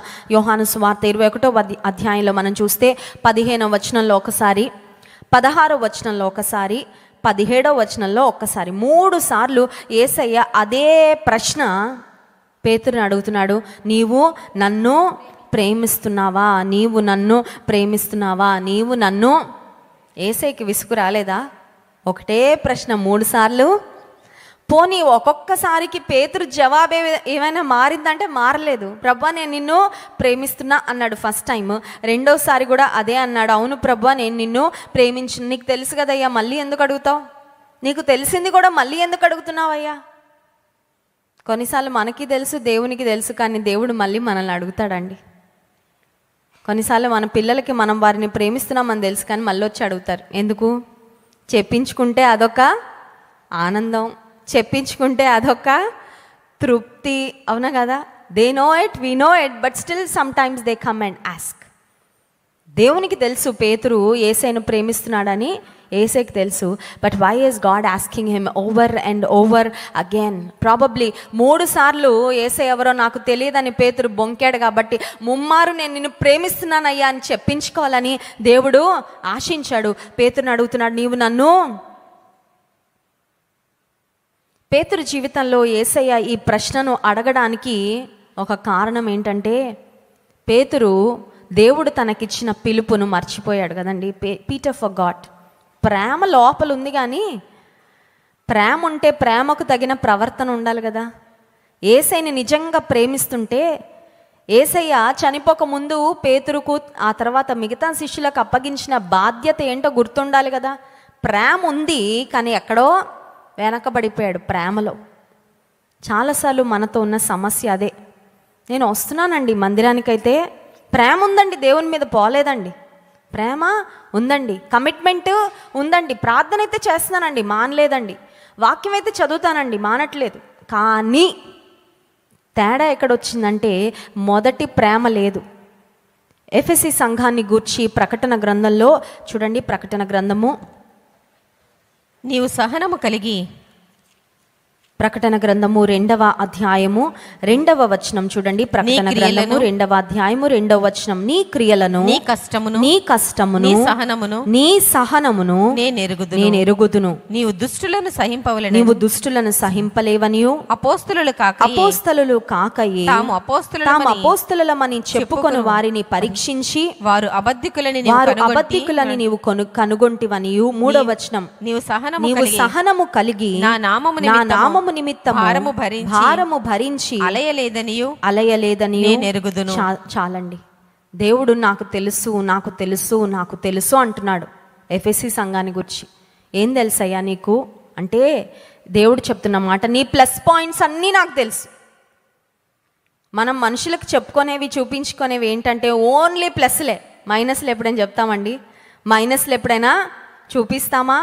ఎవరికైనా తెలిసి అడిగినా కూడా కవరప్ చేస్తాం కదా, అది ఏదోలేండి, దాని గురించి అయినా ఇప్పుడు ఎందుకులేండి, అయినా అది అలా జరగలేదండి, ఇలా జరిగిందండి, మీకు అలా తెలిసిందా, అది కరెక్ట్ కాదండి అని చాలాసార్లు మనలో ఉన్న నెగటివ్ థింగ్స్ ఏమన్నా ఉంటే వాటిని కప్పిపుచ్చుకొని పాజిటివ్ థింగ్స్ మాత్రం చూపిస్తాము, పాజిటివ్ థింగ్స్ మాత్రం చెప్పుకుంటాం.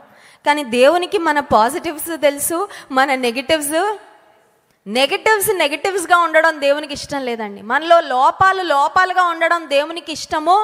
ఆయన పరిపూర్ణుడు, ఆయన బిడ్డలు పరిపూర్ణంగానే ఉండాలని దేవుడు కోరుకున్నాడు. ఆ నెగటివ్ కూడా ప్లస్ అవ్వాలనే దేవుడు కోరుకుంటున్నాడు. హల్లెలూయా. God is not satisfied with our imperfections. మన అపరిపూర్ణతలు చూసి పోన్లే నా బిడ్డలేగా అని సర్దుకోవడం దేవునికి ఇష్టం లేదండి. మీరు పరిపూర్ణులు అవ్వాలి, అదే నా ఆశ అని దేవుడు కోరుకుంటున్నాడు. హల్లెలూయా. ఈ నూతన సంవత్సరంలో జ్ఞాపకం ఉంచుకుందాం, యేసుక్రీస్తు ప్రభు లోతైన ప్రేమను మన నుండి కోరుకుంటున్నాడు. What does it mean to love God deeply?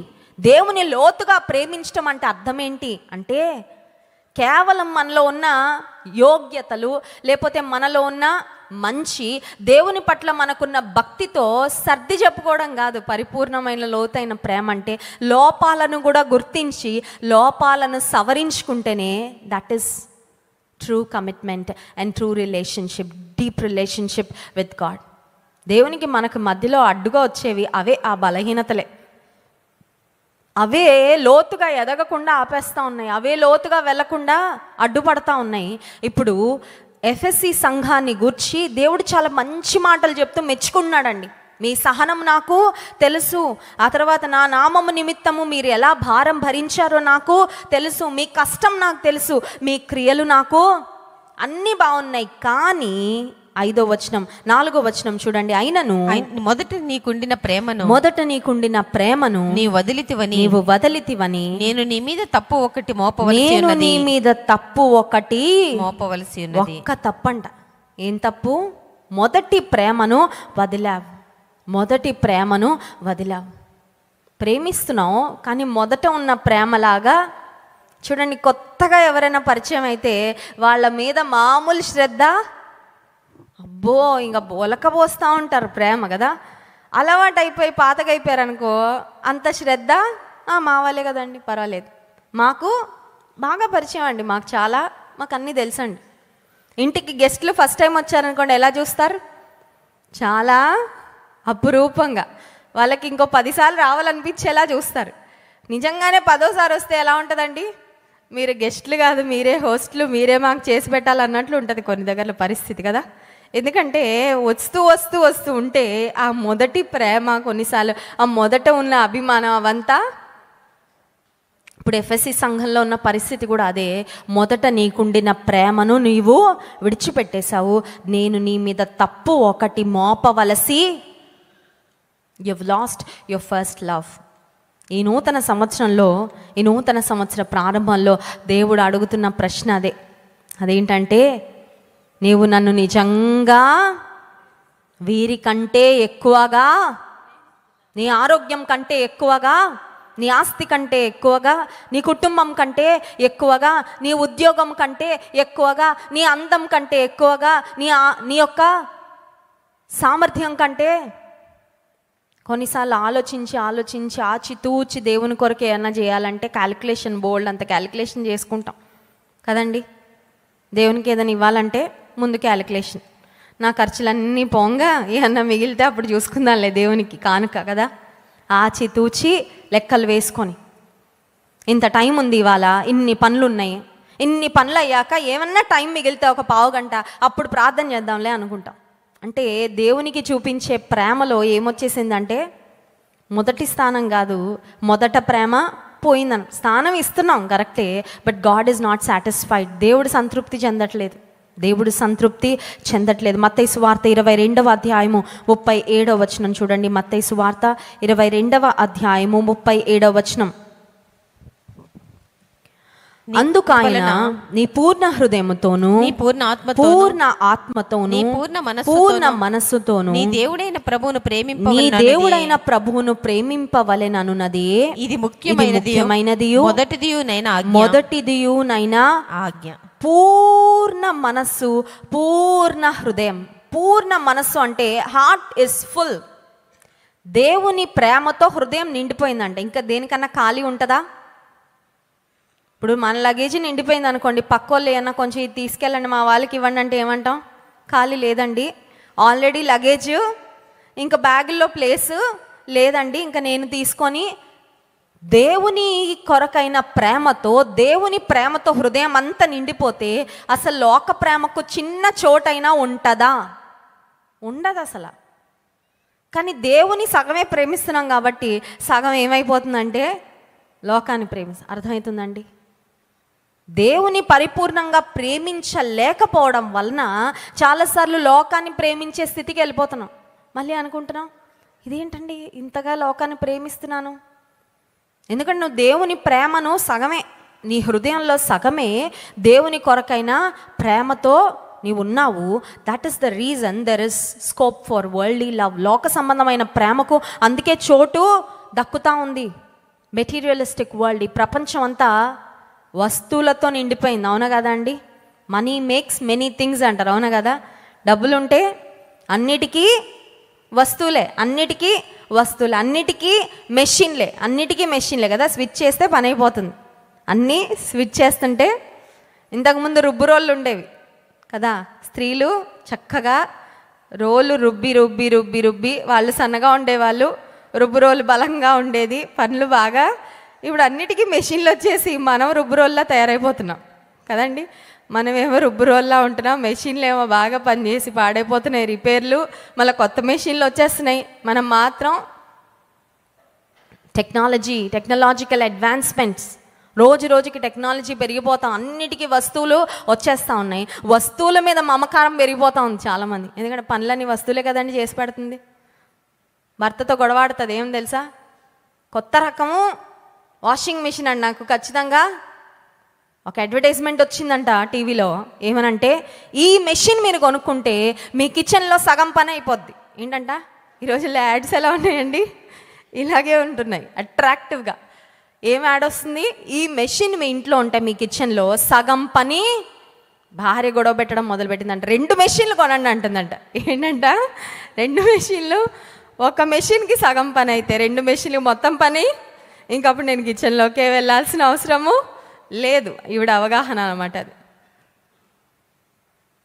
వస్తువుల మీద మమకారం చాలాసార్లు దేవుని సన్నిధి మీద అది ఉండాలండి మా ఇంట్లో. ఆ మెషిన్ మాత్రం, ఈ ఫోన్ అండి కొత్తగా వచ్చిందండి, లాంచ్ అయిందండి, పలానా వస్తువు కంపల్సరీ నా చేతిలో ఉండాల్సిందే, ఇంకా అది లేకపోతే నా బ్రతుకు వేస్ట్. పలానా డిజైన్లో ఉన్న చీర, లేదంటే పలానా ఫ్యాషన్ వచ్చింది మార్కెట్లోకి, అది వేసుకోకపోతే వేస్ట్.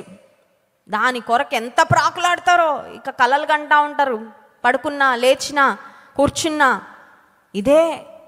తిండి కూడా సరిగ్గా తినడం, కొనిస్తారా లేదా, నాకు అది కావాల్సిందే అంటే ప్రేమ అంతా దేని మీదకి వెళ్ళిపోతుందన్నమాట? వస్తువుల మీదకి. Who is important, matter or maker? ఎవరు ముఖ్యం నీ జీవితంలో? వస్తువులు ముఖ్యమా, లేదంటే సమస్తాన్ని ధారాళముగా దయచేసే సృష్టికర్త అయిన దేవుడు, జీవాధిపతి అయిన దేవుడు నీకు ముఖ్యమా? మీ పూర్ణ హృదయముతో, మీ పూర్ణ మనసుతో. When your heart is full of god's love, when your heart is full of love for god, there is no scope for worldly love. నీ హృదయం అంతా దేవునికి వచ్చిన ప్రేమతో ప్రతి అణువు నింపబడితే ఇక లోక సంబంధమైన ప్రేమకు ఎలాంటి అవకాశము, చోటే ఉండదు. ఇప్పుడు యేసయ్య పేతురును 3 సార్లు అదే ప్రశ్న అడిగిన తర్వాత ప్రతిసారి యేసయ్య పేతురుకు ఒక బాధ్యత అప్పగించారు. ఆ బాధ్యత ఏంటంటే, నీవు నా గొర్రెలను మేపు అనే మాట యేసయ్య పేతురుకు అప్పగించినట్లుగా చూస్తాం. ఉదయకాల సమయంలో మొదటి ప్రేమ మనం దేవుని ఎడల కలిగి ఉండాలి అని జ్ఞాపకం చేసుకున్నాం. దేవుడు కోరుకుంటుంది పరిపూర్ణమైన సమర్పణ, లోతైన సంబంధము, లోతైన ప్రేమ. ఇప్పుడు దేవుని పట్ల మన ప్రేమను ఎలా వ్యక్తపరచాలి? How can we express our love for God? స్నేహితుల పట్ల ప్రేమను వ్యక్తపరచాలంటే ఒక గిఫ్ట్ ఎవరికైనా మన అభిమానం వ్యక్తపరచాలంటే ఒక బొకే ఇస్తామేమో, లేదంటే ఒక షాలు కప్పుతామేమో, లేదంటే ఒక బహుమతి తీసుకొని కొనుక్కెళ్ళి ఇచ్చి ఇదిగో నాకు మీ మీద ప్రేమ ఉంది అని చూపిస్తామేమో. But how can we express our love for God?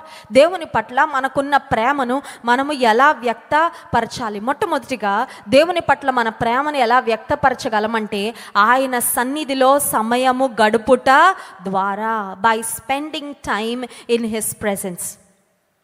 ఆదివారము దేవునితో సమయము గడిపే అద్భుతమైన, ఇది దేవుని సమయం, ఇంక ఈ సమయాన్ని మనం దొంగిలించడానికి వీలు లేదు.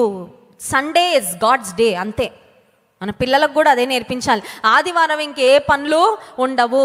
ఆదివారం దేవుని మందిరానికే అత్యధికమైన ప్రాధాన్యత. విశ్రాంతి దినమును పరిశుద్ధముగా ఆచరించాలి. దేవుని దినం, దేవుని సన్నిధానానికి మనము వెళ్ళాలి. How can we express our love towards god? దేవుని పట్ల మన ప్రేమను ఎలా వ్యక్తపరచగలమంటే మొట్టమొదటిగా దేవునితో సమయము గడుపుట ద్వారా. ఆదివారము మందిరము, అనుదినము ఆయన వాక్యాన్ని పఠిస్తూ సమయాన్ని గడపచ్చు. ఎందుకంటే ఆయన వాక్యాన్ని పఠిస్తూ ఉన్నప్పుడు, దేవా నాకు నీ మాటలంటే చాలా ఇష్టం, నీ మాటలంటే చాలా. పాతకాలంలో లవ్ లెటర్స్ ఉండేవి కదండి, ప్రేమలేఖలు. ఎవరైనా ఎవరికైనా ఒక లెటర్ రాశారంటే వాళ్ళు దాన్ని ఎన్నిసార్లు చదువుకుంటారో చెప్పలేం. ఈ రోజుల్లో లెటర్లన్నీ పోయినాయి కదా, ఈ రోజుల్లో అంతా ఎస్ఎంఎస్లు. ఎవరైనా ఇష్టమైన వాళ్ళు ఏదైనా ఎస్ఎంఎస్ పెడితే అదే అదే అదే అదే చూసి బోర్ కొట్టదండి. బికాజ్ ఆ ప్రేమించిన వ్యక్తుల నుండి వచ్చిన మెసేజ్ హృదయాన్ని ఏం చేస్తూ ఉంటుంది? చాలా, this is a love letter. దేవుడు మనకి రాసిచ్చిన ప్రేమ లేఖ. ఎన్నిసార్లు నువ్వు చదువుతావో అంతగా నువ్వు దేవుని ప్రేమిస్తున్నావు అన్నమాట. The time you spend with God by meditating on his scriptures proves that you love him. అంత మాత్రమే కాదు, దేవునితో నువ్వు వ్యక్తిగతమైన ప్రార్థన సమయము. ప్రతిరోజు మోకాళ్ళపై వెళ్ళడానికి నువ్వు టైం వెతుక్కుంటున్నావా లేదా? టైము వెతుక్కుంటాం, మనకి ఇష్టమైన వాటి కొరకు టైము వెతుక్కుంటాం, అవునా కదండి? ఇష్టమైన వాటి కొరకు టైం ఎలా అయినా తెచ్చుకుంటాం, నిద్ర మానేసైనా సరే, అవునా? ఇష్టమైన పనులు, కష్టమైన, కానీ ప్రార్థనకు మాత్రం చాలాసార్లు టైం దొరకట్లేదు. మనకు అన్నిటికీ దొరుకుతుంది టైం. ఎందుకంటే ప్రేమ ఏమైపోయిందన్నమాట, తగ్గిపోయింది. దేవుని పట్ల మన ప్రేమను ఎలా వ్యక్తపరచగలమంటే ఆయనతో వ్యక్తిగత ప్రార్థన సమయం, ఆయనతో సంభాషణ చేయడము ద్వారా. రెండవదిగా దేవుని పట్ల మన ప్రేమను ఎలా వ్యక్తపరచగలమంటే బై వర్షిపింగ్ హిమ్, ఆయనను ఆరాధించుట. దేవునికి ఇష్టమైనది ఏంటంటే నేను ఆయన ఆరాధిస్తున్నప్పుడు గాడ్ ఈజ్ ఆనర్డ్, ఆయన గణపరచబడతాడండి. ఆయన గణపరచడానికి ఈ లోకంలో దేవుడు సృష్టించిన పూలు ఎన్ని పెట్టి ఆయనను వర్షిప్ చేయగలమండి? చాలామంది పూలు దేవుడికి తీసుకొచ్చి అన్నీ ఆయన సృష్టిస్తే ఆయనకి 4 పూలు కోసుకొని వచ్చి ఇదిగో అయ్యా నేను కనపరుస్తున్నా అంటే డస్ ఇట్ సాటిస్ఫై హిమ్? మనం తీసుకొచ్చే ఈ లోక సంబంధమైన ఏదన్నా వస్తువులో, లేదంటే ఈ లోక సంబంధమైన ఏదైనా మెటీరియలిస్టిక్ థింగ్స్ దేవుని గణపరుస్తాయా? Absolutely not. అవేవి కూడా దేవుని గణపరచమండి. దేవుని గణపరిచేది ఏది అంటే ఆయనను నేను స్తుతించి ఆరాధించి. కొంతమంది అంటే మనసులో ఆరాధించుకుంటాను, మనసులో కాదు, మనసులో ఉన్నది ఖచ్చితంగా బయటకి రావాలి, వస్తుంది కూడా. నువ్వు నిజంగా దేవుని ఆరాధించే వ్యక్తివైతే you will open your heart and you will worship the Lord. దేవుని ఆరాధించడం ద్వారా దేవుని పట్ల మన ప్రేమను వ్యక్తపరచగలం. మూడవదిగా దేవుని పట్ల మన ప్రేమ ఎలా వ్యక్తపరచగలమంటే ఆయనను సేవించుట ద్వారా, బై సర్వింగ్ హిమ్. ఆయన కొరకు ఏదో ఒక పని చేస్తాను, సంథింగ్, ఏదో ఒకటి. ఒక ఐఏఎస్ ఆఫీసర్ హైదరాబాద్లో ఉండేవారు. ఆయనకి వారం రోజుల్లో ఆయనకి ఇంటి దగ్గర అటెండెన్స్, ఆఫీస్ దగ్గర బోల్డ్ అంతమంది పిఏలు, ఆ తర్వాత పర్సనల్ సెక్యూరిటీ ఆఫీసర్స్, ఇటు తిరిగినా అటు తిరిగినా ఆయనకి చేతులు కట్టుకొని సార్ ఏం చేయమంటారు అని అడిగేవారే. చాలా ఉన్నత స్థితిలో ఆయన ఉన్నాడు. కానీ ఒకరోజు మందిరానికి వచ్చినప్పుడు ఆయన ప్యూన్ మందిరం బయట చెప్పులు తీస్తున్నాడంట. మందిరంలోకి రావడానికి చెప్పులు బయట విడిచిపెడతా ఉంటే అక్కడ ఒక అతను చెప్పులన్నీ సర్దుతూ ఉన్నాడంటండి. బయట మందిరానికి వచ్చిన వారు విడిచిపెట్టిన చెప్పులు సర్దుతూ ఉంటే, శాండల్స్ సర్దుతూ ఉంటే ఈయన చెప్పులు వదిలేసి స్పీడ్గా లోపలికి వెళ్ళిపోదాం అనుకుంటే సడన్గా ఎవరితనని చూడగానే ఆయన ఏ ఆఫీసర్ దగ్గర, ఐఏఎస్ ఆఫీసర్ దగ్గర పనిచేస్తాడో ఆయన చెప్పులన్నీ లైన్లో పెడుతుంటే వణికిపోయాడంట. అయ్యో సార్, మీరేంటండి అంత ఉన్నతమైన స్థితిలో ఉండి అన్ని లక్షల జీతం సంపాదించుకుంటా అంతమంది పనులని మీరు కలిగి ఉండి ఇంత చిన్న పని చేస్తారా మీరు మందిరంలో అంటే ఆయన అన్నాడంట, నేను ఆఫీస్లో ఒకవేళ పెద్ద ఆఫీసర్నేమో కానీ నా దేవుని దృష్టిలో నేను ఒక సేవకుడినే అన్నాడంట. హల్లెలూయా. దేవుని సన్నిధిలో తగ్గించుకోవడానికి ఆయనకున్న మనసు ఎంత గొప్పదో. కొన్నిసార్లు మనకు గొప్ప పనుల మీదే దృష్టి ఉంటుంది. చిన్న పనులు, గుర్తింపు లేని పనులు అంటే ఇష్టం ఉండదు. అందరికీ కనబడే పనులే చేయాలను. కొంతమంది అందరికీ కనబడేటప్పుడు బాగా పని చేసేస్తారు, అవును కదండి. అందరికీ కనబడేలాగా తిరుగుతూ ఉంటారు, అవసరం ఉన్నా లేకపోయినా అక్కడే తిరుగుతూ ఉంటారు. ఎందుకంటే అందరూ అమ్మో చాలా పని చేసేస్తున్నారండి, చాలా కష్టపడిపోతాను. Sometimes we work for the recognition of people. కానీ దేవుని సేవించేవారు గుర్తింపు కొరకు ఎప్పుడూ ప్రాకులాడరు. నమ్మకంగా పనిచేస్తే ఒక్క దినము ఆయన గుర్తించి బలా నమ్మకమైన మంచి దాసుడాన్ని దేవుడు మెచ్చుకుంటాడండి. హల్లెలూయా. ఇంకొక మాట చెప్పాలంటే గుర్తింపు లేని సేవే కొన్నిసార్లు దేవుని దృష్టిలో చాలా ఘనమైన సేవ. When people are not recognising you, remember you are doing something most valuable. చాలా విలువైన పని నీవు దేవుని కొరకు చేస్తున్నావు అని జ్ఞాపకం ఉంచుకో. కొన్నిసార్లు మనుషులకు కనబడేలాగే ఏదో సేవ చేసేసి నేను చాలా భక్తిపరుణ్ణని ప్రదర్శించుకుందాం అనుకుంటున్నావే, అది అసలు కరెక్ట్ ఆలోచనే కాదు. దేవుని సేవించేటప్పుడు humbling our selfs and being available to God, దేవుని కొరకు అన్ని సమయాలలో అన్ని సందర్భాలలో ఆయనకు అందుబాటులో ఉండడము, ఆయనను సేవించుట ద్వారా దేవుని పట్ల మన ప్రేమను మనము వ్యక్తపరచగలం. ఆ తర్వాత how can be show God that we love him. దేవుని ప్రేమిస్తున్నామని మనం ఎలా చూపించగలమంటే ఆయన ఆజ్ఞలకు విధేయత చూపించుట. యేసే కూడా అదే మాట అన్నారు, మీరు నన్ను ప్రేమించిన ఎడల నా ఆజ్ఞలను గైకొందురు. తల్లిదండ్రుల మాట లెక్క చేయకుండా అమ్మా నాన్న మీరంటే మాకు చాలా గౌరవం, చాలా ప్రేమ అంటే వాళ్ళు ఏమంటారండి? గౌరవం ఉంటే చూపి, గౌరవం ఉంటే నా మాటకి విలువ ఉందని చూపించు. చాలాసార్లు దేవుడు అంటే నాకు చాలా వాల్యూ అండి, కానీ దేవుడు చెప్పిన ఒక్క మాట కూడా చేయనండి, నాకేం తోస్తే అదే చేస్తానండి అంటే దేవుడు అంటాడు అసలు నీకు నేనంటే విలువే లేదు. దేవుని నిజంగా ప్రేమిస్తున్నామని మనం మన జీవితంలో ఎలా రుజువు చేయగలమంటే దేవుని మాటకు విధేయత చూపించుట ద్వారా. కొన్నిసార్లు దేవుని మాటకు విధేయత చూపించడం కష్టంగా ఉంటుందండి, ఏడుపు వస్తుంది కొన్నిసార్లు, బహుశా కొన్నిసార్లు నీ ఆహాన్ని నువ్వు చంపుకోవాల్సి వస్తుంది. Sometimes you may have to walk out of your comfort zone. కొన్నిసార్లు నీకు సౌకర్యవంతమైన పరిస్థితులను విడిచిపెట్టి దేవుని మాటను నువ్వు నెరవేర్చాలి. అయినప్పటికీ నువ్వు చేయగలిగితే when you can obey god's word that shows that you love him, నువ్వు ఆయన్ని ప్రేమిస్తున్నావని చూపించగలం. ఆ తర్వాత 5వ కార్యము, దేవుని ప్రేమిస్తున్నామని మనం ఎలా చూపించగలమంటే ఆయన ఆజ్ఞలు గైకొనడం అని విన్నాం కదా. నిన్ను వలె నీ పొరుగు వారిని ప్రేమించు. By loving and serving others. ఇతరులను ప్రేమించుట ద్వారా ఇతరులకు సేవ చేయడము. కొన్నిసార్లు ఇతరుల విషయంలో మనం చాలా నిర్లిప్తమైన వైఖరి కలిగి ఉంటాం. ఎవరు ఎలా పోతే నాకేంటండి, ఎవరు ఏమైపోతే నాకు ఏంటండి, నేను బాగుంటే చాలు, నా కుటుంబం బాగుంటే చాలు, మా వాళ్ళు బాగుంటే చాలు. Sometimes we are least bothered about others. కానీ దేవుని నీవు ఎలా సేవించగలవు, దేవుని ఎలా ప్రేమించగలవంటే నిన్ను వలె నీ పొరుగు వారిని ప్రేమించు అని చెప్పిన ఆయన మాటను గైకొనుట ద్వారా, by loving and serving others. ఆఖరుగా దేవుని ప్రేమిస్తున్నామని ఎలా చూపించగలమంటే బై గివింగ్, ఇచ్చుట ద్వారా. ఇవ్వకుండా దేవుని ప్రేమిస్తున్నానని ఎప్పుడు కూడా చెప్పలేము. ఏమేమి ఇవ్వాలి? సమయాన్ని ఇవ్వాలి, బలాన్ని ఇవ్వాలి, తలాంతులను ఇవ్వాలి, నీ శక్తి నీ సామర్థ్యము దేవుని కొరకు నువ్వు వాడాలి. అంత మాత్రమే కాదు, దేవుడు నీకు ఇచ్చిన వనరులు, దేవుడు నీకు ఇచ్చిన ధనాన్ని కూడా ఆయన కొరకు. వాళ్ళు ఈ లోక సంబంధంగా వ్యక్తులు వారి దగ్గర ఉన్న అత్యంత విలువైనది ఏంటంటే మా డబ్బండి కదండి. అత్యంత విలువైనది, if the most valuable thing for you is money, give it to God and show him that you love him. నీకు అత్యంత విలువైనది డబ్బా, దేవునికి ఇచ్చి చూపించు ఆయన నువ్వు డబ్బు కంటే ఎక్కువగా ప్రేమిస్తున్నావని. ఒకవేళ నీకు అత్యంత విలువైనది నీ సమయమా, నాకు అన్నీ ఉన్నాయండి కానీ సమయం మాత్రం ఇవ్వలేకపోతున్నానండి, అది కోరుకుంటున్నాడండి దేవుడు. నీకు ఉద్యోగం చేస్తూ చాలా బిజీ ఉంటున్నావు, probably you don't even have time to spend with your family. ఈ రోజుల్లో కొంతమందికి కుటుంబంతో మాట్లాడడానికి కూడా సమయము ఉండదు. పొద్దున ఎవ్వరు లేవకముందే వెళ్ళిపోతారు డ్యూటీకి, అందరు పడుకున్న తర్వాత ఇంటికి. అప్పుడు పిల్లలు ఏమంటారంటే నాన్న ఇంటికి రాగానే ఈ అంకుల్ ఎవరు మమ్మీ అంటారు.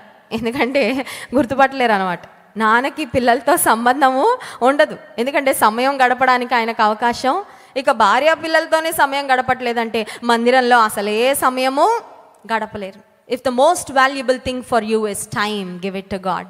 నీకు అత్యంత విలువైనది నీ సమయమా? సమయమే దొరకట్లేదా? సమయాన్ని నువ్వు రిడీమ్ యువర్ టైం. సమయాన్ని ఏదో ఒక విధంగా నువ్వు ఏర్పాటు చేసుకుని, భోజన సమయంలో అయినా సరే, నీకు ఎక్కడో ఒక దగ్గర ఖాళీ దొరుకుతుంది ఖచ్చితంగా. కొద్దిసేపు అయినా సమయం దొరకకుండా ఎవరికి ఉండదు. మోడీ గారికి చాలా టైం దొరుకుతుంది, అవునా కదా? ఇన్ని పనులు చేస్తున్నారండి, ప్రతిరోజు వార్తలు చూస్తుంటే ఇన్ని పనులు ఎలా చేసేస్తున్నారండి. ప్రైమ్ మినిస్టర్లు, చీఫ్ మినిస్టర్లు, ప్రెసిడెంట్లు బోల్డ్ పనులు చేస్తూ ఉంటారు. మన వాళ్ళకంటే గొప్పలమేమి, మన స్కెడ్యూల్ అంత పెద్ద సూపర్ బిజీ ఏమి, కానీ మనం సూపర్ బిజీగా కనబడుతూ ఉంటాం. ఎవరికి? అందరికీ కాదు, దేవునికి ఒకటే. దేవుడు ఎప్పుడైనా మనతో మాట్లాడాలనుకుంటే, దేవా చాలా బిజీగా, బిజీ అని పెద్దోళ్ళు చిన్నోళ్ళకి చెప్తారా? చిన్నోళ్ళు పెద్దోళ్ళకి చెప్తారా? చెప్పాలి. పెద్దవాళ్ళు చిన్నవాళ్ళకి చెప్తారు కదా. తక్కువ స్థితిలో ఉన్న వాళ్ళు వెళ్తే, సార్ బిజీగా ఉన్నారండి, కొంచెం వెయిట్ చేయండి, అపాయింట్మెంట్ తీసుకొని రండి, ఉండండి అని. కానీ ఇప్పుడు మన జీవితాల్లో ఎలా తయారైపోతుందంటే, కొన్నిసార్లు దేవుడు మనతో మాట్లాడాలనుకుంటే మనం ఏమంటున్నాం? దేవా నేను చాలా సూపర్ బిజీ నాయన, చాలా బిజీ అయ్యా. దేనిలో? టిఫిన్ తినడంలో. ఆ తర్వాత దేనిలో బిజీ అండి? న్యూస్ చూడాలయ్యా. ఇప్పుడు న్యూస్ చూడకపోతే ఏదో అయిపోద్ది కదయ్యా ప్రపంచంలో, అందుకని అన్నీ చూసేయాలయ్యా. ఇప్పుడు వాకింగ్ చేయడంలో చాలా బిజీ అయ్యా, కానీ నీతో సమయం గడపడానికైతే నాకు చూడండి, చాలాసార్లు దేవుని ప్రేమిస్తున్నామని అనుకుంటూనే ప్రేమించలేకపోతున్నాం పరిపూర్ణంగా. ఆయన పట్ల మన ప్రేమను కూడా రుజువు చేయలేకపోతున్నాం. బట్ 2024 2024వ సంవత్సరం అన్నిటికన్నా ఎక్కువ ఒక్కటి అడుగుదాం దేవుని, అదేంటంటే నిన్ను లోతుగా నేను ప్రేమించే కృప నాకు దయచే. కళ్ళు మూసుకోండి, ప్రార్థన చేసుకుందాం. ఉదయకాల సమయంలో ఆయన శిష్యులతో యేసయ్య చేసిన ఒక సంభాషణ, పిల్లలారా భోజనమునకు ఏదైనా కలదా అని అడిగాడు. ఉదయకాల సమయంలో నిన్ను అడుగుతున్నాడు, ప్రియమైన కుమారుడా, ప్రియమైన కుమార్తె. గాడ్ ఇస్ కాలింగ్ అస్, మనల్ని పిలుస్తున్నాడు ఆయన. నిన్నే ప్రేమింతును, నిన్నే ప్రేమింతును. వస్తువుల కన్నా, ఉద్యోగము కన్నా, వ్యాపారము కన్నా, కుటుంబము కన్నా, స్నేహితుల కన్నా అయ్యా నిన్నే ప్రేమిస్తానయ్యా. నువ్వు నా నుండి ఆశిస్తుంది అదే కదా ప్రభా. ఏం అడుగుతున్నావయ్యా నా నుండి? నీ దగ్గర నుండి, నా దగ్గర నుండి ఏ వస్తువులు దేవుడు ఆశించట్లేదండి. ఆయన ఆశిస్తుంది ఒకటే, మన ప్రేమ. నీ దగ్గరే ఉంది అది. You have it, you got it. నీ దగ్గరే ఉంది. ఇప్పుడు నువ్వు చేయాల్సింది ఒకటే, ఇదిగో అయ్యా ప్రేమిస్తానని చెప్పడమే, ప్రేమించటమే. Showing your love in action. నిన్నే ప్రేమింతును, నిన్నే ప్రేమింతును యేసు, నిన్నే ప్రేమింతును. నీవేను దీరుగా నీ సన్నిధిలో మోకరించి, నీ మార్గము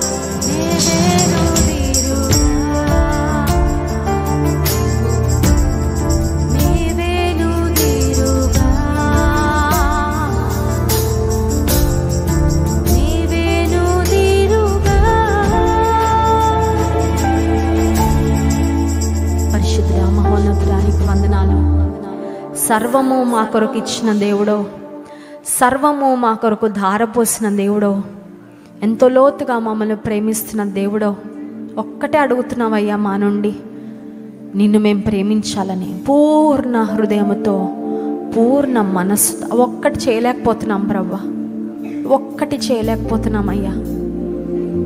చాలాసార్లు మా పనులు, మా పరిస్థితులు మాకెక్కువైపోతున్నాయి అయ్యా. నీకన్నా ఎక్కువ, నీకన్నా ఎక్కువ విలువ, నీకన్నా ఎక్కువ సమయము, నీకన్నా ఎక్కువ సామర్థ్యము మా బ్రతుకుల కొరకే మేము వెచ్చించుకుంటున్నాం. కానీ సర్వమునిచ్చిన నిన్ను మొదటి ప్రేమతో ప్రేమించలేకపోతున్నాం ప్రభా. మొదటి ప్రేమ నుండి మేము వెనుకకు జారిపోయామయ్యా. నీ సన్నిధిలో ఒప్పుకుంటున్నాం ప్రభా, నీ సన్నిధిలో ఒప్పుకుంటున్నామయ్యా.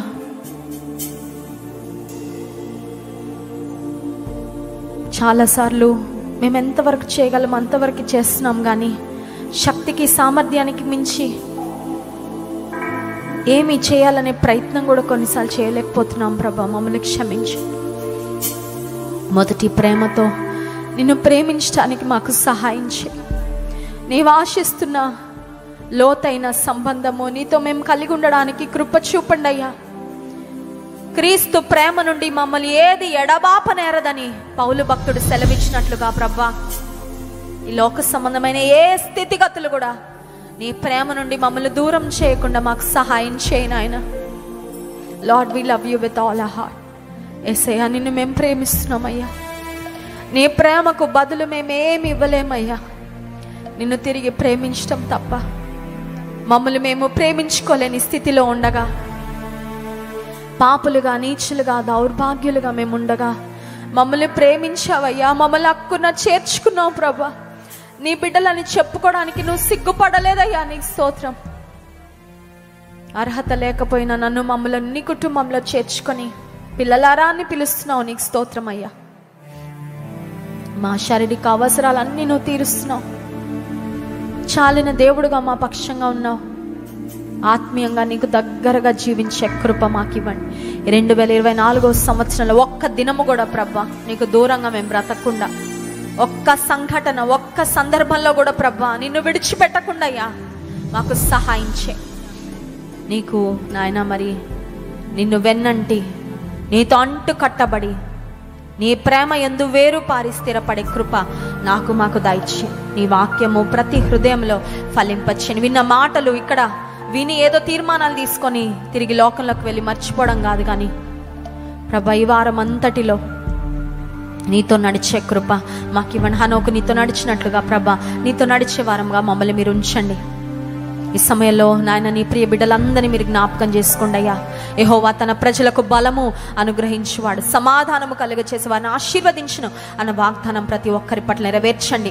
ఏ అవసరతలతో నీ సన్నిధానానికి వచ్చారో, ఏ లోటుపాట్లతో నీ సన్నిధానంలో ఉన్నారో సమస్తముని ఎరిగిన దేవుడో ప్రభా, ప్రతి అవసరత నీ మహిమైశ్వర్యంలో తీర్చండి అయ్యా. వ్యాధిగ్రస్తులుగా, బలహీనులుగా ఉన్న వారిని నజరేయుడవైన యేసు, దావీదు కుమారుడా, నీ కనికరము చూపించి ముట్టి స్వస్థపరచండి ప్రభా. మానసికంగా నెమ్మది లేని స్థితిలో ఎంతమంది ఉన్నారో వారికి సమాధానమును, శాంతిని, నెమ్మదిని మీరు దయచేయండి ప్రభా. ఉద్యోగాల కొరకు ఎదురు చూస్తున్న వారు, వివాహాల కొరకు కనిపెడుతున్న వారు, గర్భఫలాల కొరకు కనిపెడుతున్న వారి జీవితంలో అద్భుత కార్యాలు జరిగించండి. ఆర్థిక ఇబ్బందులతో ఉన్న వారికి విడుదల దయచేయండి. ఆయా రకాలైన వ్యసనాలకు బానిసలు అయిపోయిన వారికి విడుదల దయచేయండి ప్రభా. ఆత్మీయంగా ఒకప్పుడు నీలో బలంగా ఉండి లోకంలో పడిపోయిన వారిని తిరిగి నిలబెట్టండి, లేవనెత్తండి ప్రభా. నీ సన్నిధి కాంతి మాపై ప్రకాశింపచేయండి. రానున్న వారమంతటిలో అపవాది యొక్క ఏ శోధనకు మేము తలగకుండా నాయన, లోకంలో ప్రభా ఏ కీడు మమ్మల్ని సమీపించకుండా నీ రక్తపు కంచెలో నీ సంఘానికి వచ్చిన ప్రతి కుటుంబాన్ని, లైవ్లో పాల్పొందుతున్న ప్రతి కుటుంబాన్ని మీరే భద్రపరచండి, దాచండి. ఘనత, మహిమ, ప్రభావములు మీ నామమునకి చెల్లించుకుంటూ విన్న వాక్యం ప్రతి హృదయంలో ఫలింపచేయమని యేసుక్రీస్తు ప్రభువారి ఘనమైన అతి శ్రేష్టమైన నామములో ప్రార్థించి స్తుతించి దీని మనసు అడిగి వేడుకుంటున్నాము తండ్రి. ఆమేన్.